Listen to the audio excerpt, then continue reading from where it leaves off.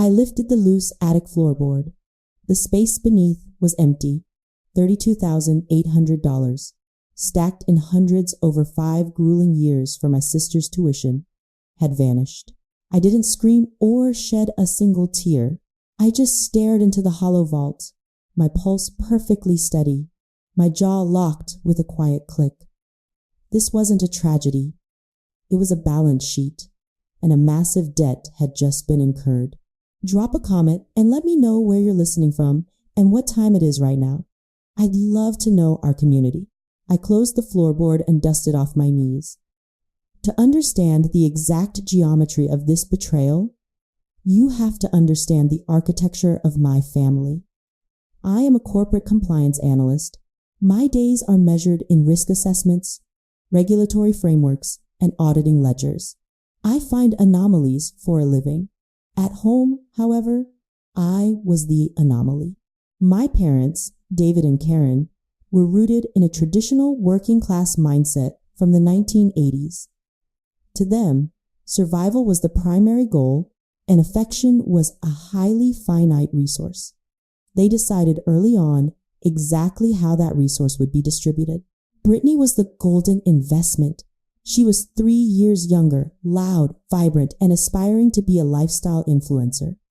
She was the star of their carefully curated reality. I was the silent partner, the invisible infrastructure that kept the house standing. While they celebrated her minor social media milestones, they barely acknowledged my professional promotions. I was the designated workhorse. I paid the utility bills when my father's hours were cut. I covered the grocery runs when my mother overspent on Brittany's pageant dresses and professional photography sessions. I was expected to provide, never to require. 4 years ago, my parents sat me down at the kitchen table. They looked utterly exhausted. They admitted they had absolutely zero savings for Brittany's university education. They looked at me, their reliable, high-earning daughter, with an expectation that was as heavy as a concrete vault. They didn't ask. They simply assumed. They assumed I would seamlessly become the safety net for the daughter they actually wanted to showcase to the world. I didn't argue. I didn't ask why they hadn't saved a single dime for their favorite child. Anger wasn't loud. It was clinical. I simply opened my laptop, created a new spreadsheet, and started calculating. I took on secondary contract projects. I worked 60-hour weeks. I audited financial records for mid-sized firms on my weekends, sacrificing any semblance of a personal life. Every spare cent, every performance bonus, every overtime check went into cash withdrawals. I chose cash because I didn't trust my parents not to monitor my bank accounts, and I certainly didn't trust them with a joint college fund. I hid the money under a loose, historic floorboard in the attic loft of our family home. The attic was my childhood sanctuary, the only place Brittany never bothered to enter because it was too dusty for her designer clothes. Over 5 grueling years, that stack of bills grew steadily. It became a monument to my unrelenting discipline. It was exactly $32,800, earmarked explicitly to pay her tuition in full. I was ready to hand it over next week before the university's final deadline. I was prepared to fulfill the unspoken contract my parents had drafted the day I was born. I had been the silent investor in their version of family. Now I realized it had been a subscription, with me footing the bill for a service I never received. I stood up in the quiet attic, brushing the remaining dust from my tailored slacks. I didn't feel panic. I felt pure, crystalline clarity. The vault was empty. The contract was breached. The debt was now due. Walking into the main hallway, I could hear my mother downstairs, cheerfully discussing a catering menu for Brittany's upcoming farewell party before she supposedly left for campus. The sheer delusion of it all was fascinating. It forces you to critically examine the trap of normalizing cruelty. When you grow up in a system where one sibling is treated like a very important person and the other is treated like an expendable employee, your baseline for acceptable behavior becomes severely warped over time. Cruelty in our house rarely looked like screaming or physical abuse. It was entirely insidious. It was my mother completely forgetting my university graduation because she was busy helping Brittany pick out a prom dress. It was my father telling me I was being far too sensitive when I pointed out that I paid half the mortgage while Brittany contributed nothing to the household. Over time, you normalize this emotional starvation. You systematically tell yourself that their blatant disregard is just a personality quirk you have to endure. You learn to accept the unacceptable because the alternative is acknowledging a devastating truth. The people who are supposed to protect you are actually exploiting you for their own comfort. My parents had normalized a system of emotional extraction, and I had been a willing, silent participant for 26 years. This dynamic feeds directly into the invisible shackle of the designated rescuer. Families like mine survived their own dysfunction by assigning rigid roles. Brittany was the eternal victim, the fragile, beautiful dreamer who constantly needed saving from the inevitable consequences of her own impulsive actions. I was officially designated as the rescuer. The invisible shackle isn't forged from love. It is forged from intense obligation and heavy, suffocating guilt. My parents deliberately conditioned me to believe that if Brittany failed in life, it was entirely my fault for not working hard enough to catch her. They actively weaponized my competence against me. Because I could handle everything, I was automatically expected to handle everything. I was trapped in an endless cycle of perpetual bailout. The designated rescuer never gets a rescue mission of their own. We are simply the designated survivors of the family's toxic machinery. If I fell, there was absolutely no safety net waiting for me. If Brittany stumbled, the entire family mobilized to pad the ground, usually paving it with my hard-earned resources. I had accepted this unfair role because I foolishly thought it would eventually earn me a permanent seat at their table. I thought that if I just proved my undeniable, overwhelming value, they would finally see me as a beloved daughter rather than a financial asset. But staring at that empty vault upstairs had severed the shackle completely and permanently. The grand illusion shattered into pieces. They didn't love my reliability. They loved exactly what my reliability could buy them. I rubbed my eyes, attempting to summon a trace of regret or deep familial loyalty. But there was only a clinical, calculating emptiness. They had drained my financial accounts, but they had also fully drained my capacity to care. The role of the designated rescuer was officially vacant. I was no longer the family's safety net. I was the concrete floor they were about to violently hit. I had just returned from a corporate audit trip. My suitcase was still sitting by the front door when I had gone upstairs to check the vault. Now, fully aware of the missing $32,800, I moved through the house with absolute precision. I didn't confront my mother. I bypassed the living room entirely. I went straight to the upstairs bathroom I shared with Brittany, locking the door behind me. I opened the cabinet under the sink and pulled out the wastebasket. I didn't rummage blindly. I executed a systematic search. Beneath a layer of discarded makeup wipes, I found exactly what I was looking for. Crumpled receipts. Not mundane grocery receipts, but heavy, embossed paper from the high-end luxury district downtown. I smoothed them out flat on the bathroom counter. A designer handbag for $4,500, 2 pairs of red-soled shoes totaling $2,800, a receipt from a premium electronics store for top-tier vlogging cameras and lighting equipment. I pulled out my phone and opened my secondary Instagram account, a blank profile I used strictly for anonymous market research. I searched for Brittany's public handle. Her main feed was full of standard, heavily filtered selfies. But I knew she had a secondary, more exclusive account, reserved only for her close friends. I had audited her digital footprint months ago, just out of professional habit. I logged into the viewing portal and pulled up her private daily stories. There it was, displayed in high definition, a digital ledger of grand larceny. 3 days ago, there was a video of her popping champagne in a VIP booth at an exclusive downtown club, the caption reading, "Funding my own dreams." Yesterday, she posted a mirror selfie showing off the brand new designer handbag with the tag, "Treat Yourself." She was brazenly flaunting luxury goods and funding an extravagant influencer lifestyle with the exact cash meant to secure her university education. She hadn't been robbed. She hadn't made a desperate mistake to cover an unforeseen medical emergency. She had meticulously looted her own future to buy shiny status symbols. She had stolen 5 years of my labor for a single weekend of internet clout. I stood in the bathroom, holding the physical receipts in one hand and my phone in the other. A normal sibling might have stormed downstairs, screaming at the top of their lungs and waving the evidence. A normal daughter might have demanded a family meeting to force a tearful confession. I did absolutely none of those things. I chose a cold, chilling silence. I folded the receipts perfectly and slid them deep into my blazer pocket. I closed the application and wiped the bathroom counter completely clean. I didn't cry. I didn't ask why.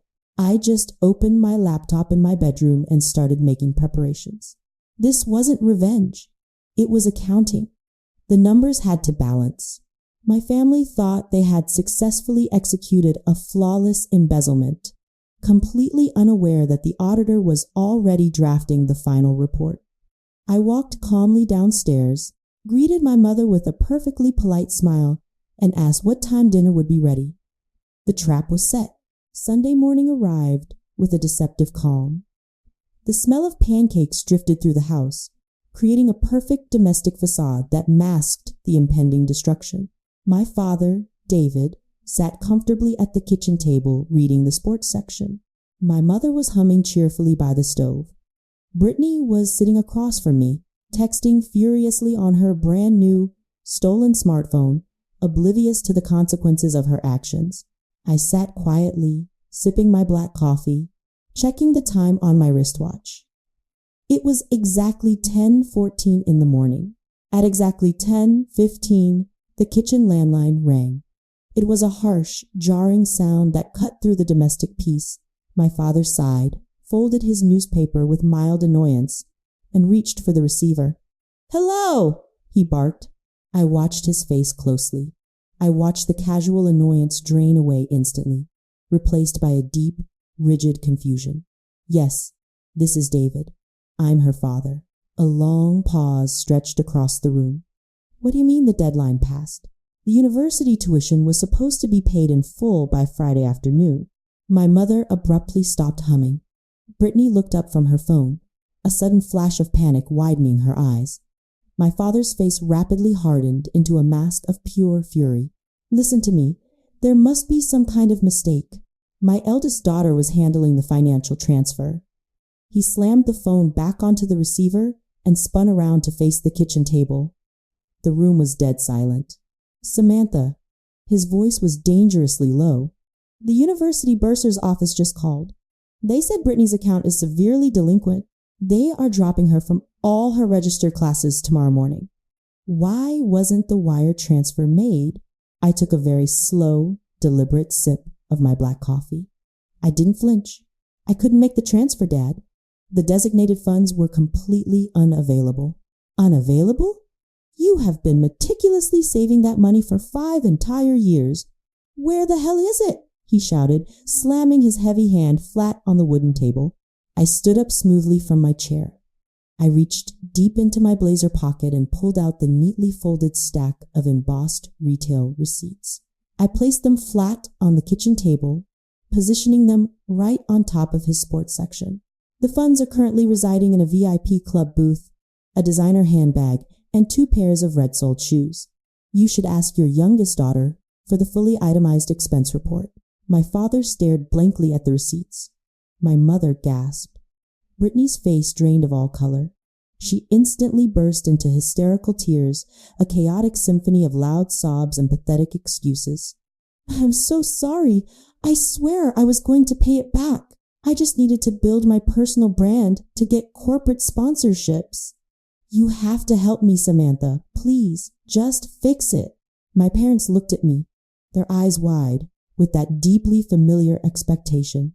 "Samantha, fix this right now," my mother pleaded. "Use your emergency savings account. We'll figure it out later." No. The word was absolute. I looked directly at Brittany. "I will not rescue you. The vault is empty and my services are terminated." I picked up the landline phone, dialed the university's automated registrar number, and put it on loudspeakerphone. I slid the phone across the counter directly toward Brittany. "You have a choice. Wait for them to expel you tomorrow, or withdraw officially right now and salvage your academic record." Brittany sobbed violently, looking desperately to our parents for salvation, but there was no money left. Trembling, she pressed the buttons on the keypad and officially withdrew from the term. The automated voice confirmed the cancellation. The power dynamic of our family had just flipped entirely. The fallout was swift, relentless, and perfectly clinical. With no tuition paid and no university degree in progress, my father delivered a harsh, unavoidable ultimatum. Brittany had to secure a job immediately. Within a week, the aspiring luxury lifestyle influencer was wearing a stained green apron, pulling espresso shots at a busy, unforgiving downtown cafe. She was earning her massive debt back, minimum wage by minimum wage, one paper cup at a time. I audited her progress from a distance, feeling absolutely no pity, only a grim, quiet satisfaction in the precise mechanics of consequence. But the truly devastating blow came when my parents frantically tried to liquidate her newly acquired assets. They naively assumed they could simply return the designer goods or sell them online to easily recoup the missing $32,800. They hired an independent appraiser to formally evaluate the luxury handbag and the expensive red-soled shoes. I sat calmly in the living room as the appraiser delivered the final humiliating verdict. The items were high-end, sophisticated counterfeit replicas. Brittany had been thoroughly scammed by a shady online boutique posing as a legitimate luxury retailer. The professional vlogging electronics were heavily depreciated the exact moment she opened the sealed boxes, and the extravagant VIP club tabs were, of course, gone forever. Liquidating everything she had bought recovered barely $3,000, barely 10% of the stolen cash. This catastrophic failure perfectly illustrates the dangerous illusion of power in an empty vault. When people steal to aggressively fund a fake facade, they aren't acquiring actual wealth. They are merely acquiring the temporary appearance of power. Brittany genuinely believed that carrying a counterfeit designer bag and buying expensive bottles would instantly grant her elevated status and real influence. But true power requires actual substance. It requires equity and discipline. She had foolishly traded tangible, hard-earned financial security for a hollow, cheap imitation of success. When the inevitable crisis hit, her counterfeit dreams provided absolutely zero protection. The vault was empty, and the illusion violently shattered, leaving her with absolutely nothing but the crushing, suffocating weight of reality. You simply cannot leverage a lie to pay a very real debt. Desperate to salvage their rapidly fracturing household, my parents mandated immediate family therapy. We sat in the cold, sterile office of Dr. Vance, a highly seasoned family therapist. My parents fully expected him to mediate a peaceful reconciliation, to somehow convince me to forgive my sister and help rebuild the broken family unit. Instead, Dr. Vance initiated a ruthless, unbiased audit of their lifelong parenting strategy. Over 3 grueling sessions, Dr. Vance systematically dismantled all of their comfortable excuses. He pointed directly to the receipts of their systemic, damaging favoritism. He highlighted exactly how they had severely enabled Brittany's gross entitlement while simultaneously exploiting my quiet competence. "You didn't raise a healthy family, Doctor," Vance told my father bluntly during the final tense session. You ran a highly dysfunctional enterprise where one child was the endless consumer and the other was the unpaid, unappreciated vendor. You are incredibly angry at Samantha for finally closing the store, but you should be angry at yourselves for blatantly allowing the theft to happen. My parents sat in stunned, defeated silence. They had come to therapy seeking a quick Band-Aid, but they received a harsh mirror. They weren't truly shocked by what Brittany had done. They were overwhelmingly shocked that I had permanently stopped playing along. The mandatory therapy didn't heal us. It simply ratified the brand new terms and conditions of our shared existence. I was no longer the silent, accommodating investor. I was the lead debt collector, and the interest was compounding daily. Months passed slowly, eventually turning into a cold, highly methodical winter. The household no longer operated on chaotic, frantic rescue missions or manufactured emotional drama. It ran purely on strict, disciplined routines. My parents were forced to learn how to navigate a reality where I did not automatically open my wallet to magically solve their compounding problems. Brittany woke up at exactly 5 a.m. for her brutal cafe shifts. She returned home exhausted, smelling strongly like roasted espresso beans and burnt milk instead of the expensive, cloying perfume she used to wear. The harsh reality of minimum wage labor was slowly reshaping her entire personality. Every single Friday evening, without fail, a small white envelope would slide quietly under my closed bedroom door. Inside was a neatly folded cashier's check, representing exactly 50% of her weekly tips and wages. There were absolutely no handwritten notes attached, no tearful apologies, just the cold, mechanical transfer of funds. I logged every single payment into my master spreadsheet, tracking the slow, agonizing, but necessary recovery of the $32,800. She was learning the true, undeniable value of hard labor, one agonizing shift at a time. I never thanked her, because you do not thank a thief for returning what they stole. By the time the warm air of spring finally arrived, the ledger was miraculously balancing out. On a quiet, rainy Tuesday evening, the very last envelope slid under my door. I opened it to find the final, concluding check, bringing the massive debt down to absolute zero. The account was settled. But this time, there was something else tucked inside the paper envelope. A small, framed childhood photograph of the two of us.